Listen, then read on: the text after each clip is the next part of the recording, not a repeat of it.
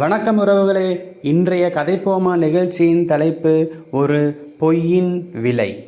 10ஆம் வகுப்பு படித்து கொண்டிருந்தான் சூர்யா. அவன் படிப்பில் சராசரி மாணவன். ஆனால் அவன் அப்பாவோ நல்லா படித்தா வாழ்க்கையில் முன்னேறலாம்ப்பா என்று அடிக்கடி சொல்லுவார்.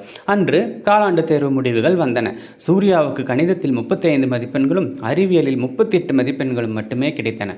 மதிப்பெண் பட்டியலை பார்த்ததும் பயந்து போனான். வீட்டில் அப்பா கேட்டா என்ன சொல்வது என்று யோசித்தான். மாலை வீட்டிற்கு வந்தபோது அப்பா ஆவலுடன் கேட்டார், என்னப்பா மார்க் எப்படி வந்திருக்கு?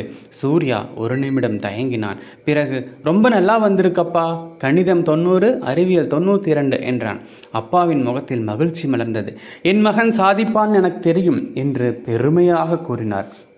அடுத்த வாரம் பள்ளியில் பெற்றோர் கூட்டம் நடந்தது. வேலைக்கு விடுப்பெடுத்துக்கொண்டு பெருமையுடன் பள்ளிக்கு சென்றார் அப்பா. ஆசிரியரை பார்த்ததும், என் மகன் நல்ல மார்க் எடுத்திருக்கான்னு சொன்னான் சார் என்று சிரித்தார். ஆசிரியர் ஆச்சரியப்பட்டார். என்னங்க சொல்றீங்க? அவன் 2 பாடத்தில் ஃபெயில் ஆயிருக்கானே என்றார்.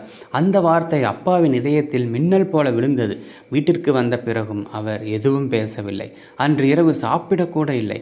அடுத்த நாள் காலையில் சூர்யா எழுந்தபோது மேசையின் மீது ஒரு கடிதம் இருந்தது. அதில், மகனே, குறைவான மதிப்பெண் எடுத்ததற்காக நான் வருத்தப்படவில்லை. ஆனால் உன் மீது நம்பிக்கை வைத்திருந்த நான் உன் பொய்யால் ஏமாற்றப்பட்டதுதான் எனக்கு வலிக்கிறது. தவறு செய்தாலும் பரவாயில்லை, ஆனால் உண்மையை மறைக்காதே, இப்படிக்கு அப்பா என்று எழுதப்பட்டிருந்தது. அந்த கடிதத்தை படித்த சூர்யாவின் கண்களில் கண்ணீர் வழிந்தது. அவன் அப்பாவிடம் ஓடிச் சென்று, என்னை மன்னிச்சிடுங்கப்பா, இனிமேல் எந்த சூழ்நிலையிலும் பொய் சொல்ல மாட்டேன் என்று அழுதான். அப்பா அவன் தோளில் கை வைத்தபடி, தோல்வியிலிருந்து மீளலாம்பா, ஆனால் நம்பிக்கையை இழந்தால் மீள்வது கஷ்டம் என்றார். அன்றுதான் சூர்யாவுக்கு புரிந்தது, ஒரு பொய் மதிப்பெண்களை மறைக்கலாம், ஆனால் மனசாட்சியை மறைக்க முடியாது என்று. நீதி, உண்மை சில நேரம் காயப்படுத்தலாம், ஆனால் பொய் ஆயுள் முழுவதும் வலியை தரும்.